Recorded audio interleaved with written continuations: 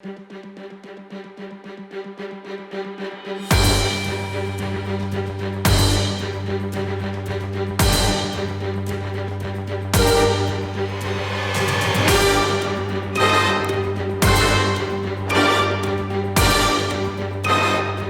events involving police interactions with racial minorities have brought the topic of race relations back into the public conversation.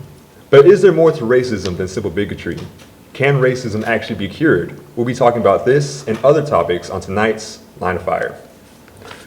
I'm your host, Estelle Musilos. With us tonight we have Moise Hassan, the Vice President for the Muslim Student Association, Rachel Kale, the President for Alpha Phi Sigma, the Criminal Justice Honor Society here on campus, Natalie Peña-Mares, a UT TV reporter, and Wilbert Presley, the Vice President for the Black Student Alliance. Thank you for being here tonight. So my first question is, the one incident that is on everybody's minds right now is the one that happened recently here in Irving with Ahmed Muhammad, the students who brought a clock into campus, and then he was arrested because they thought it was a bomb. So do you think this was a simple misunderstanding, or do you think there was some actual racial bias there presented in this case? When talking about Ahmed Muhammad, I remember when I read about it, I was actually, my blood was boiling, because when he was later detained that day in question without his parents, he said in the report that when he came in, a police officer allegedly said that when he came in, he was like, I knew it was him. I knew it was going to be him. And so that part of the report actually made me very angry, because him being a student, now, if you look at the contraption, I haven't had a chance to see the contraption itself too, but my question is that why did the engineering teachers not see it as a bomb? The English teachers saw it as a bomb. Now, if it was a bomb, the proper precautions for a bomb threat should be taken. You should call the SWAT team, call the police, evacuate the school. And actually, interesting enough, that there was actually a threat this past week on MacArthur High School of a bomb threat, and they did evacuate the school.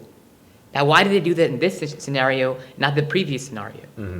And so, it's hard to definitively say racism, but we can clearly say what happened in that situation was not right, and the proper measures were not taken. And because of that, it did spark a lot of outrage that actually came in the benefit of Ahmed Muhammad. Okay. So we have, obviously that's the hot topic right now, I guess. But there are a lot of other issues, a lot of other incidents going on. So in general, just want to open this up to the whole panel. What do you think, do you think there is a problem in general with race in the U.S.? I believe that there definitely is a lot of misunderstandings, one, about what race truly means and what it stands for in certain situations. Due to past events, due to history in the United States, there's a lot of negative connotations, a lot of hurt feelings, bad feelings towards certain races, towards certain groups of people. The biggest thing with me that bothers me when it comes to the topic of race is that TV is what we all go to when we're trying to figure out what's going on with information. We all go to the news, we all go to CNN, MSNBC, and it's come to the point where, as they say, as technology grows, the world becomes smaller. But it's almost to the point where, as people, we almost put full faith into these news channels, these reporters. And what we fail to realize and understand is that it's a business. Yeah. And just with any business, there's a bottom line, there's ratings, there's money that needs to be made. And so when these news reporters or when these channels go and report, topics, you can't necessarily say that it's the true facts, the clear-cut information, because at the end of the day, they have to report what's going to get them ratings. If they don't get ratings, they're not going to get, the attention they need. They're going to lose, funding, broadcasting, etc. And so with that, of course, they're going to have to do, as reporters, they have to do what's necessary to keep those ratings up. Therefore, there could be some, messing around with information or, making certain things seem more than what they are. Going to the bomb incident in Irving, CNN, the headline for it was, Muslim teen. That was the first word that they used, was Muslim. That's not necessarily needed. They could have said teen, young adult.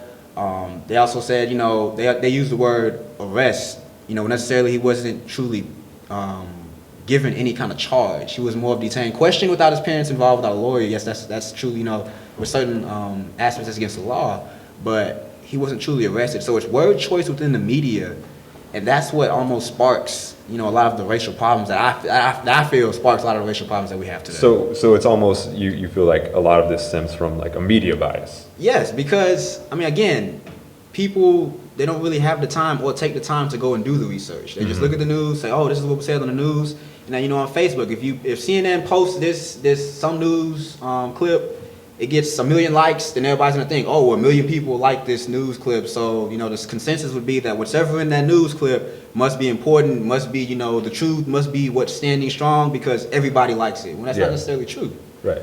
Well, So- there's definitely, go ahead. go ahead. There's definitely a great deal of media bias, and a great deal of the titles have become very inflammatory in nature. But I definitely think that there is a racial problem in America. A great deal of the research says that there's disparities in the criminal justice system, in economics, in employment, in many other different areas other than just the criminal justice system. And all of those areas have to be addressed in order to be able to address the problem overall. Interesting. So I just want to go back to your topic on racism in the media. Natalie, you actually work with UCTV. What has your experience with that been like? Well, my own thoughts on this is that I would be lying if I said that there's no problems with racism here in the U.S.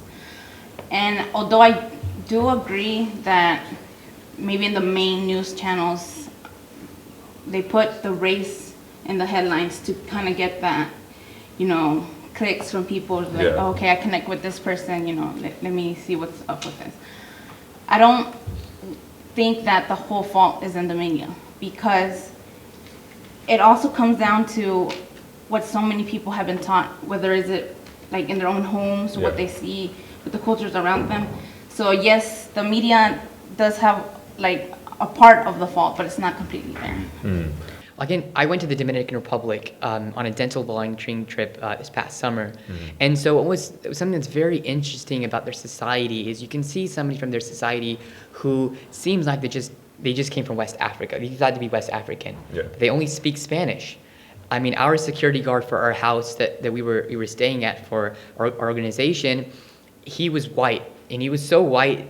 Like I wanted to speak English with him. Like, no, I'm going to speak English with you. But he was like, no, solamente español. You know, he only spoke Spanish. Right. And so, and you have a wide range of colors of people in the Dominican Republic, but you don't see a race problem because everybody identifies themselves as Dominican. They say, I'm Dominican. They follow the culture. They all speak Spanish. Now, we all speak English. I mean, everybody in this panel speaks English, right? And so we all speak English, but we see ourselves as diverse, and it's a problem even in our society. I can speak from a South Asian background. Is that some people are like, oh, my American friends did this. You mean your white friends or your American friends? Because I'm American too. And so for us to be able to understand for ourselves that we're American, to have that American identity, to basically detach ourselves from the fact that our parents came from back home. And I can speak from my parents being immigrants. And so once we go into that fact that we are rooted as Americans, because I was born in the United States. Yeah. And so by the grace of God, I came to Texas. And so I can say that I'm fully American. You know, I've been to the Dominican Republic. I just went to Pakistan. My parents are from Pakistan. Everybody addressed me as American. So therefore, I'm seeing myself as American. We can't detach ourselves from that image. And so if we see ourselves as different than that, then we won't be able to get along. If we don't see everybody else here on this panel, anybody who's from a different nationality, different race as American, we're going to have that problem. Right. And it's an interesting point you bring up, because one of the, I guess, the founding points, or like the points of pride for our country that we always say is like, well, we're the melting pot. Do you think that has been a double-edged sword though? Because we see a lot of those problems stem because we're not a homogenous society. Do you think there is some of the issues that we're facing is because people don't know how to deal with different cultures? I think that, you know, instead of being grateful or like appreciating the fact that we are a melting pot, and not so many countries can say that. there's so many cultures here, instead of appreciating it or like learning from each other, we kind of create problems. And I think it kind of goes back still to what I said before. It originates from home. Like maybe our parents before us, like, or maybe they're not immigrants, or maybe they are, but they have that experience, that it wasn't a positive experience once they came over here. And then instead of maybe teaching us, okay, this happened to me, but I don't want it to happen to you. Learn from it, kind of like this hatred, I would say, or just this belief that it's gonna happen to them, and you bring that belief down. Instead of like solving this, it gets worse, and then you kind of transmit that to other people. So it's almost like a generational kind of Yeah. thing. Okay. So I guess continuing with the media, there's a lot of ways that the media can influence people. Obviously with either, I guess, almost corrupt headlines, or through, where you have some things like stereotypes, where you always have like, this race is always the villain or the bad guy. I know recently, after 9/11, we've seen a lot of villains, for lack of a better term, often portrayed as Muslim terrorists. So what do you guys think that stems from? I remember a very interesting post on Facebook when somebody was saying that don't compare your backstage story to somebody's highlight reel. So we know as college students, somebody could be living the life, right? You see people's posts and they get like 100 likes or something like that, and they did this good thing and they did that good thing. They graduated with honors or something like that, or they got into like this professional school. So you're seeing their highlight reel, and then you have your own backstage story that's running through your mind. So you're comparing your life to their highlight reel because you're piecing the stuff that you see together. And that's exactly what the media is doing. They take a story and they put it up there. They take another story, they put it up there. They can take another story and they put it up there, and you start building a series of stories. Oh, probable cause of this shooter could be Muslim. Fort Hood shooting, oh, he's Muslim. Oh, this happened, he's Muslim. They're taking things, they're piecing it together, and oh, Muslim, oh, that must mean Muslims are doing wrong. Well, Muslims make up 1.6 billion people on this earth. If Islam was promoting violence, then people would have been dead by now. This earth would have collapsed. For talking about extremists, Islamic extremists, they make up less than 0.1% of the Muslim population. Our job as Muslims is to stop that, to see what's happening in our religion, that this is a deviant group, and to basically condemn that. Now, the difficult part is when people are accepting our condemnation of other people or not. Interesting. So I'm gonna move on to another topic real quick. Sure. And Rachel, actually, I want to address this to you. I know that you mentioned that you're interested in going into law as a career. So looking at some of the issues that have been brought up in terms of how law enforcement deals with minorities, does that make you worried moving forward for your future? No, because the majority of what we see on the media, like we've already discussed, is a great deal of those very rare cases.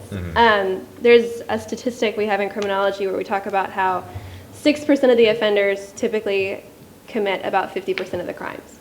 So it's the same thing in just about everything. 5% of drivers commit about 50% of the car accidents. It's this small population that contributes to the majority of things. So the things that we're hearing about, the majority of police officers are amazing individuals. They are not racist, and it doesn't worry me. What does worry me is the media. There is disparities in police use of force towards minority individuals. There is the phenomena of racial profiling. Racial profiling came from a profile released for drug couriers. And the profile was originally that it would be two young males in a car driving fast on the highway. They would usually be minorities, either African American or Hispanic descent. And they would have fast food wrappers in the car because they didn't have time to stop and do stuff. and have leisurely meals. And this profile got so specific that it talked about the car keys and how they would be valet car keys so that they could drive the car but not get into the back of the trunk where the drugs were stored.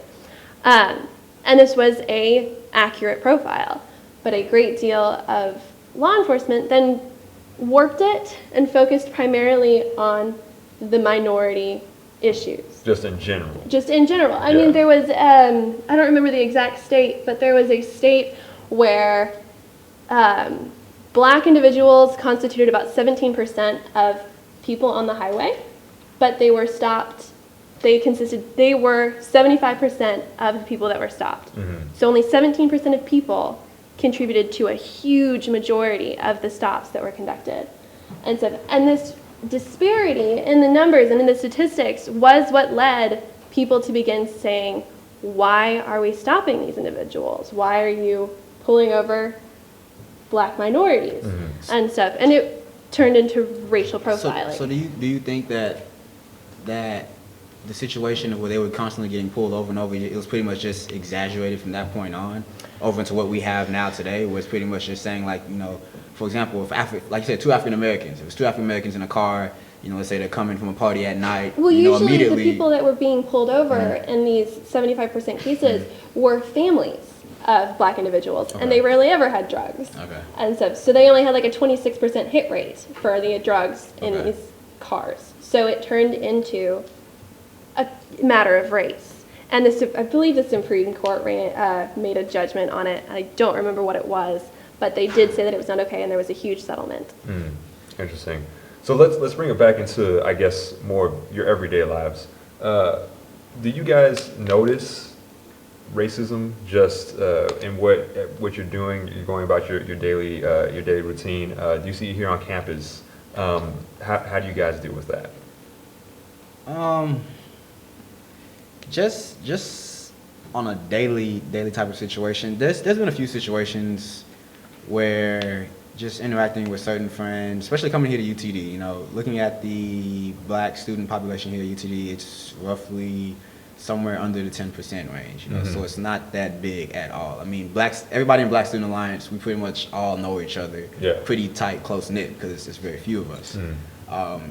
One of the things that I've been approached with by a lot of my friends is that, you know, when I say I go to UTD, they just stop and they stare at me, and they're just like, wait, what? And my first instinct is I'm like, well, why do you ask me that? And I'm thinking, okay, the first thing they say is, okay, because it's a smart school. The next thing they say is because, well, I've heard that school is just full of Indians and Asians. And I'm just like, it strikes me because then from that connotation, you kind of get that, then, you know, okay, the only smart people are the Indian Asians, and then, you know, that for a black person like me to be going to that school, there must be I must have some kind of help. I must have received some kind of backdoor assistance to get into this program, into this school.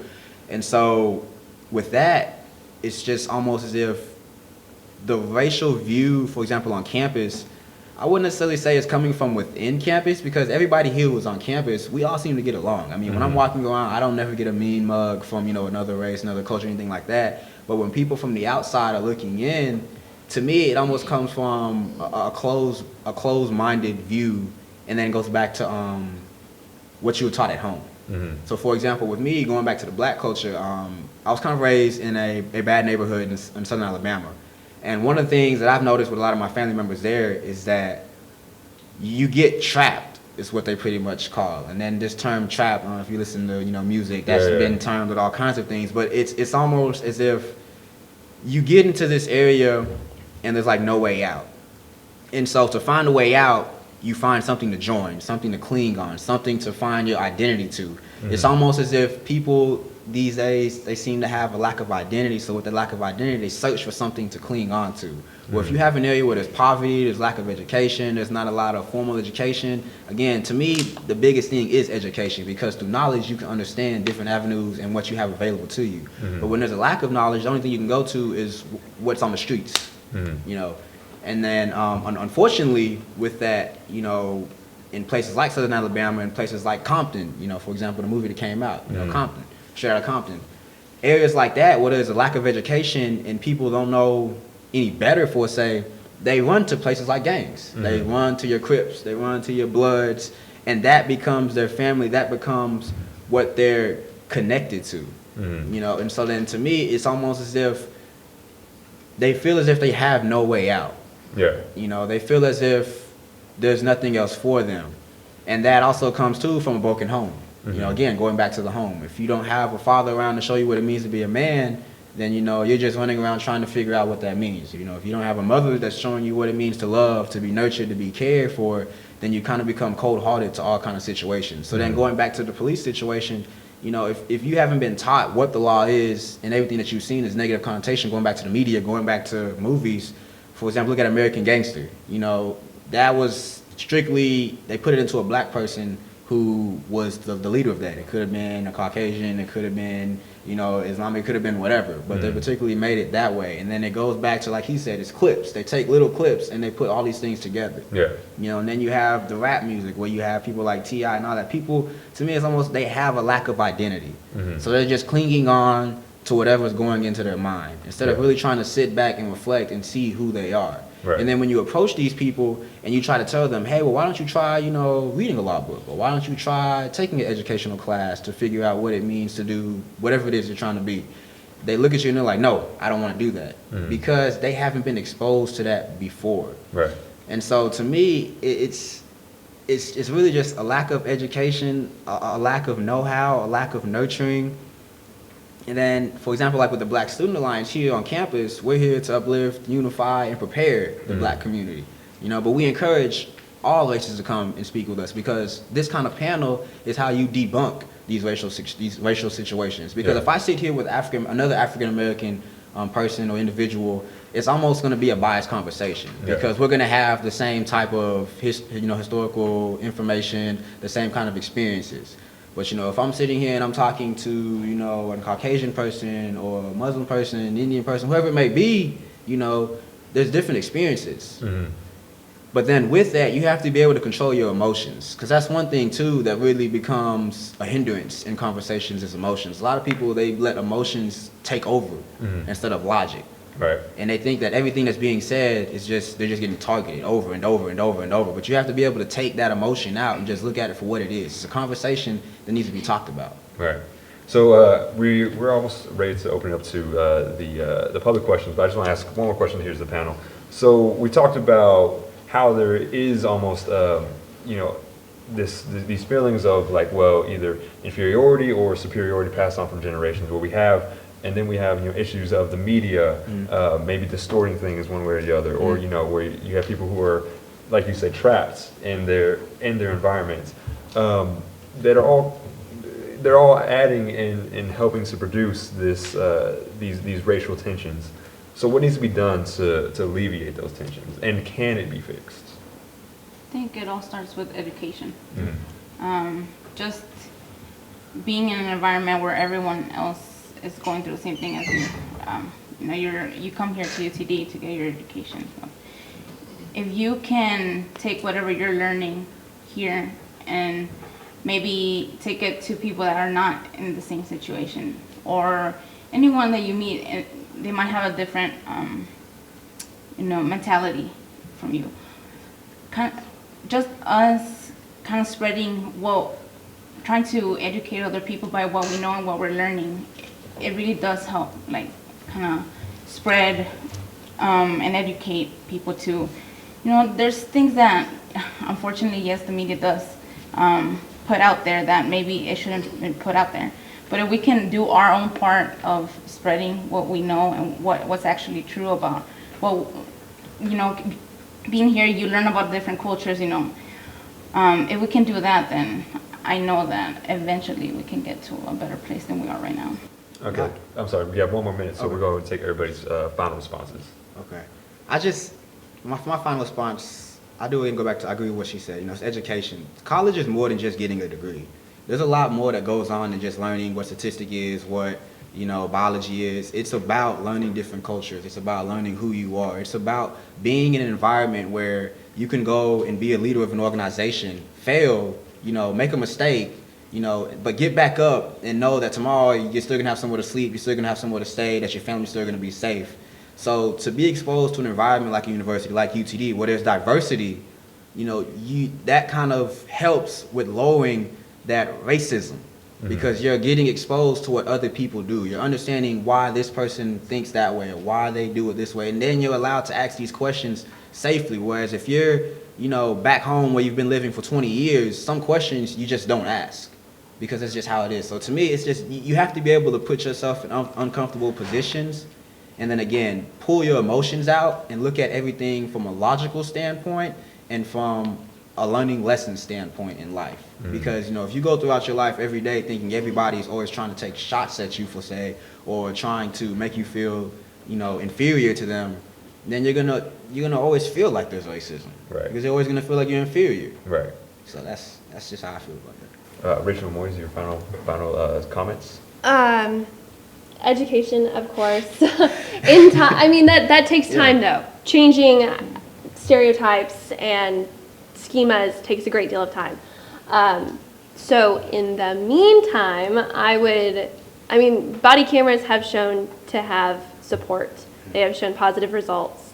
They're expensive. That's the most difficult part of them. Yeah. But they offer complete transparency, so they can prove that somebody's innocent and they can prove that someone's not. So that's the policy suggestion that I make. Okay. And Moyes, what's your final comment? I'm going to say something different than you all have said. You all said education, I'm going to say interaction. And if you observe the Hispanic community, the Black community, those communities are really tight-knit. The Hispanic community is really tight-knit. The Black community is really tight-knit. Like you're saying, that in the Black Student Alliance, everybody's really tight, right? So if you get the Pakistani Student Association together, people are tight. There's something that's connecting them, right? So the thing is that it really it irks me when people would say, oh my God, why are there so many cliques? Why are there so many? In social psychology, we studied that you can only keep 4 to 5 people in your mind at give or take. Sometimes it could be 7, sometimes it could be 3. But see, the thing is that you can only keep so many people in your mind at one time, and you form a group and you start thinking about those people in that group. Like, hey, Will is in my group, so I'm gonna call up Will. Hey, you wanna hang out, man? Like, if you have that group, right? And so therefore that's gonna happen. A problem comes when you become the in group and everyone else becomes the out group. When somebody comes in and tries to join your group, you're like, man, I don't know. What do you guys think about this guy? Like when you start saying something like that, that's when it becomes a problem. So we need to interact. One thing what we've been trying to do is, for the Muslim Students Association, we have an event called Fastathon, where we fast the whole day and we break our fast. And that event, we want to get people from other faiths to come, and it wasn't very successful before, but something that we've done this year is we're co-hosting this event with InterVarsity, a Christian organization on campus, so that we can interact with, we can give another organization a role so that they can come out as well too, so they will feel like they're part of it as well too. So it's interacting with one another, showing other people your culture, having the fact that our cultures are coming together. Like, hey, you have that in your culture? I have that in my culture too. Right. Like, connecting, making connections, making it seem like we're not that different after all. We're just human beings. Okay. And that's the concept of empathy. Right. So. So I know we're coming in on our closing time, so I'm just going to ask a couple of some of the audience questions. Questions is not a word. So can someone explain cultural appropriation and the harm it brings, or do you think it doesn't harm anyone? Whoever asked that question, do you want to describe exactly what you Yeah, mean by do you have a cultural definition, appropriation? An example? All right. Well, recently I saw an article about how I think it was a Disney star, Zendaya, I think, Okay. had some sort of fight with Yeah. Kim Kardashian. She was just saying that they were kind of appropriating her culture, and I didn't really understand what that meant. Is that the hair thing? Yes. Yeah, okay, so she had done her hair in dreads. Okay. And it was very much of a ethnic way to, so rather than like straightening her Gotcha, hair yeah, like yeah, many yep. women do, and making it look almost white, rather than doing her natural hair, she went and did a natural hair. I think someone said that it looked like she would smell like hemp or something, which was just a terrible thing to say.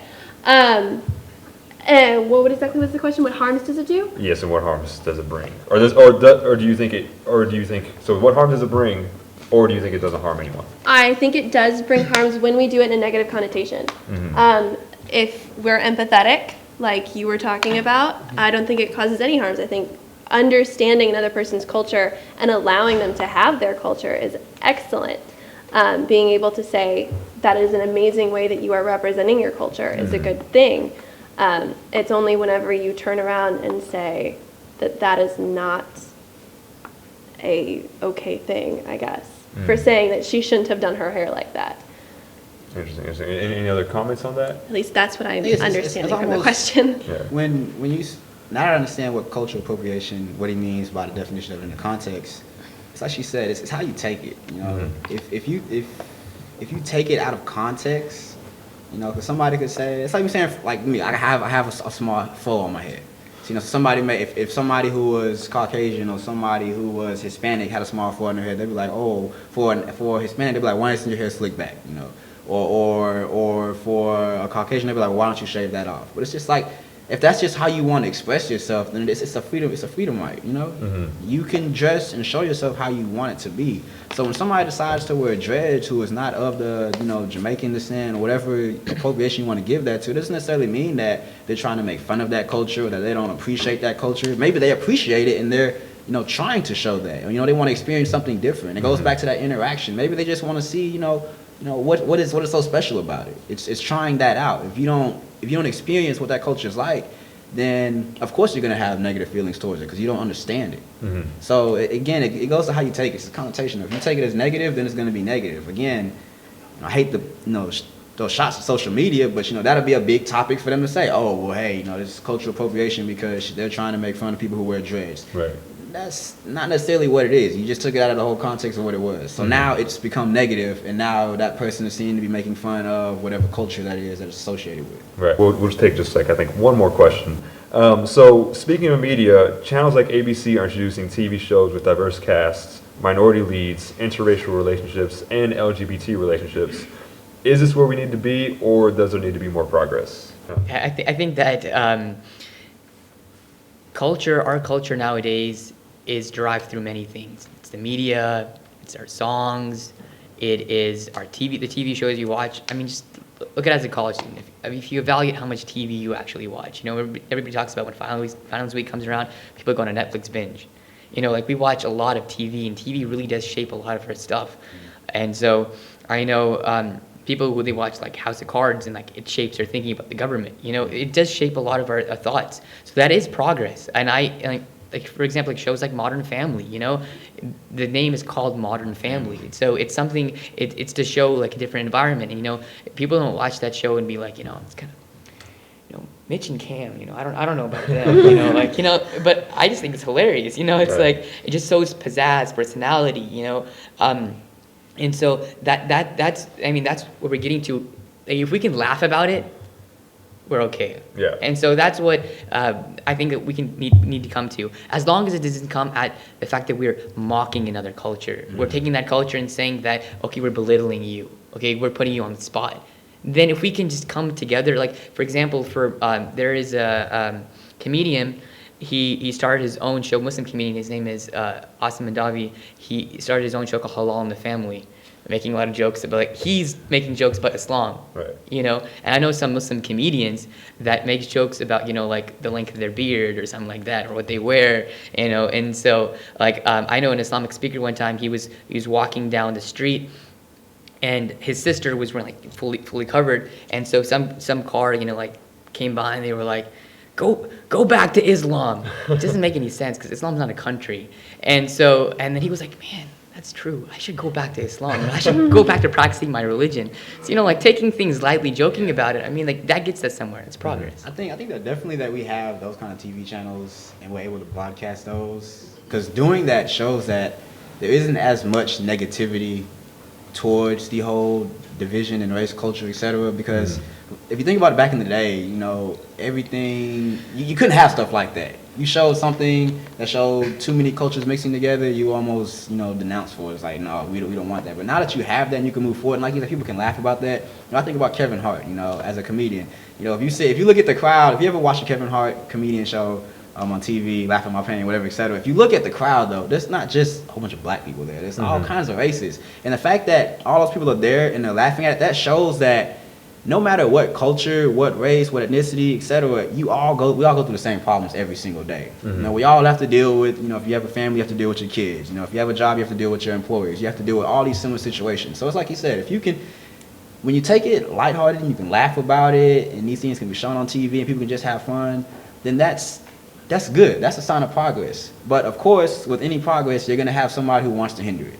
Yeah. And unfortunately, that's something that we're, you know, as a society, that's built on different cultures, as the melting pot, as you say, you're never gonna completely be able to get rid of a biased opinion. There's Right. always gonna be somebody out there who feels, you know, that maybe their race or culture is superior, you know, that whatever they do should be shown over whatever else somebody else does. It's just how it's gonna be. But again, going back to education, if you understand how that works, if you've interacted, if you've brought yourself out of your shell and you went out and experienced different type of situations, then it's a lot easier. You can laugh at it because you understand whatever underlying message there is, or you understand that it's just for fun. You know, it's just it is what it is.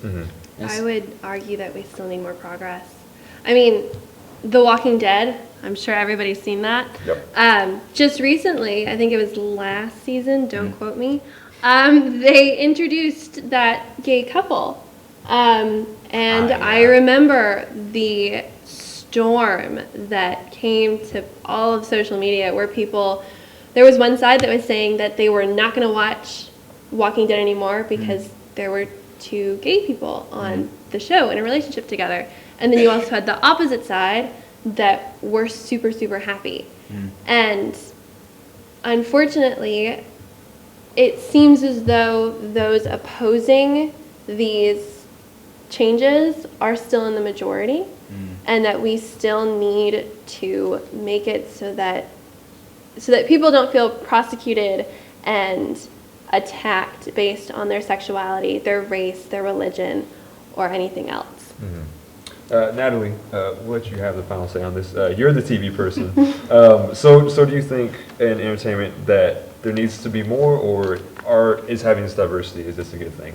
I think we're getting to the point where, you know, it's good that we can see it a lot more, but we're not at that point yet. And the reason why is because the people behind producing these shows, the people that have the funding, they might not come with that angle of like, okay, I want to have this like broad cast of like different minorities. And there's so many like producers, directors that have all these ideas to have a show, have a cast like that. But if those producers are not given the opportunity to like have that show out there, that's what stops it from being on TV. So we can, if it can start from there, like even before we start, if we can have that opportunity, this progression will become much faster. I have a quick question. So what exactly then is preventing those producers? What is in the way? I guess in your opinion, since you kind of know a little bit more about the field, what exactly is in the way of preventing them from wanting to show what they want to? I don't think it's that they themselves don't want to show it. It's just like having that opportunity to be able to show it. Like some networks have a stronger body of specific people that have a different mentality, and maybe they don't want to have that. They want to have the traditional funding and money that goes into it. Yeah. Interesting. Well, from what I'm hearing, there's a lot of issues that we're facing. It's not just diversity in race, it's diversity in sexual orientation, it's diversity in just your beliefs in general. But there's still problems, but there's still a lot that we have done already that we can still do. So I'm sure this will be a topic that we'll keep discussing, and that everybody should keep discussing amongst themselves. But I think we had a good conversation here tonight. So just thank you, panelists, for coming here tonight. Thank you so much. And for UCTV, I'm Estelle Bucios. Thank you for watching Line of Fire.